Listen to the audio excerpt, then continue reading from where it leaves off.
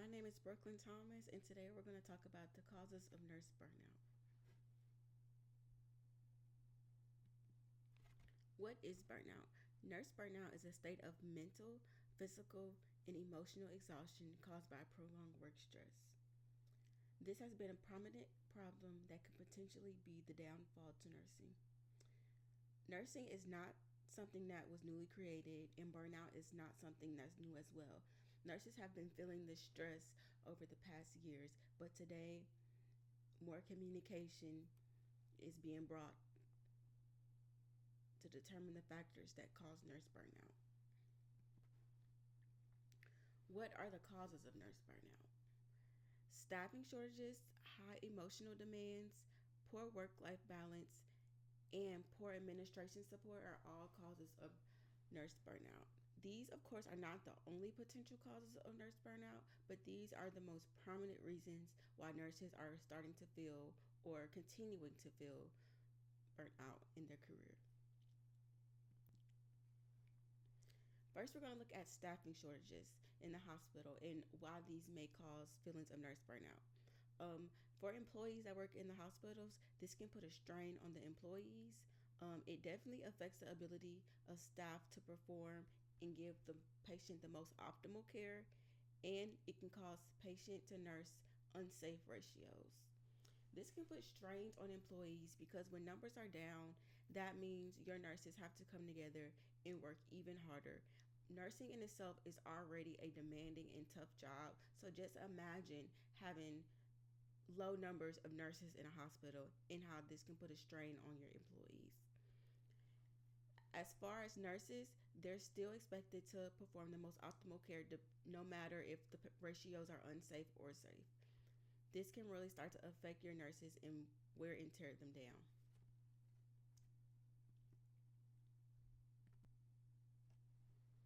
Another reason why nurses are feeling nurse burnout is due to the high emotional demands that nursing can cause. They are constantly exposed to death and trauma. Nurses can begin to experience feelings of anxiety, depression, and sleep disturbances due to the high emotional demands that their jobs entail. And also, they may develop poor coping mechanisms. Me being a nurse, I can speak personally about the high emotional demands that nurses can experience. Not only do nurses have to carry the um, emotional baggage that patients may come, but nurses also have their own things that they deal with as well. So if these demands are not being properly taken care of or supported with proper coping mechanisms, these this can wear and tear nurses down. Another cause of nurse burnout could be a poor work life balance. Nurses must find things that they enjoy outside of work, whether that's a hobby like working out, jogging, pottery, painting. It also is important for them to take any time needed off of work. So, a lot of nurses we know work overtime, pick up extra shifts when needed, and some people don't even take vacations or use their PTO. So, if they don't do this and take the needed time off of work to kind of regather themselves due to all of the hard work and emotional drainage that nurses can have, this can create a poor work life balance. Nurses also, like I said previously, must develop positive coping mechanisms, whether that might be journaling, running, all different types of things, reading, or even possibly talking to a therapist. And lastly, they must not overwork yourself. So, like I said, many nurses that we know work overtime shifts, just work days back to back. You sometimes need to just take a step back, and sometimes it's okay to take that day off if needed.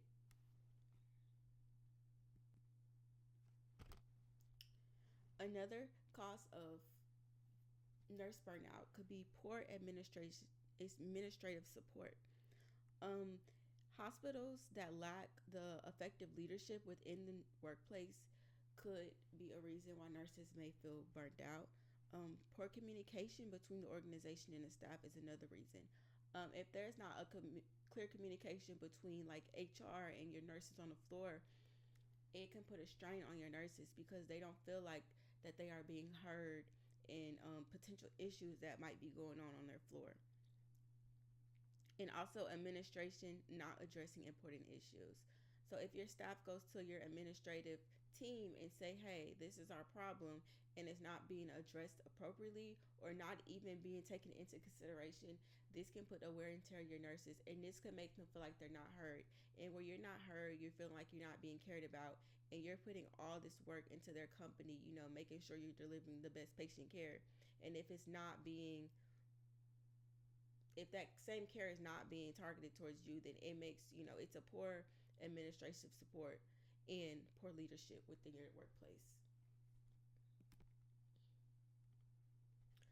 Strategies, key strategies that and prevention strategies that can be used to potentially lower the chances of nurses feeling burnt out within the organization include like workload management. So like that goes into key with your administrative team.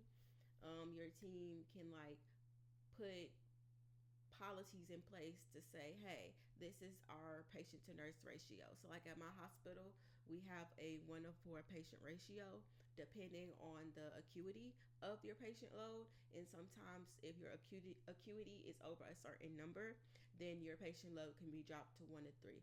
So it's very important for your facility or facilities in general to put policies in place to kind of help manage that workload and determine what is safe and unsafe due to your organization and due to the type of patients you have. Because depending, I know like rehabs, for example, your patient ratio might be 1:6, but your acuity is not as high. So your organization just has to learn how to take things like that into consideration. Also, having supportive leadership. So that goes to administrative teams and also your nurses on the floor. If your floor has nurse supervisors, having helpful supervisors can be very beneficial. Some supervisors change shift to shift, but no matter what, just having a supportive team, even the nurses on the floor having, or even your techs and your nurses, CNAs, whoever you may be working with, having supportive leadership and teamwork on the floor can help prevent these feelings of burnout. And also fostering a healthy work environment. Everyone wants to come to work and feel safe and comfortable with where they're working and who all they're working with. So making sure you're developing these positive relationships can also help foster a healthy work environment. Open communication with your HR team or your administrative leaders can help foster positive work environments because it makes you feel more comfortable and more safe in what you're doing.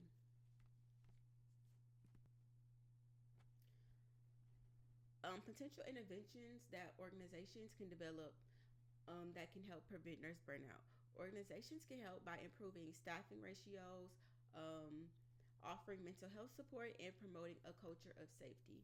Like I stated in the previous slide, improving staffing ratios is a very key thing that organizations can do.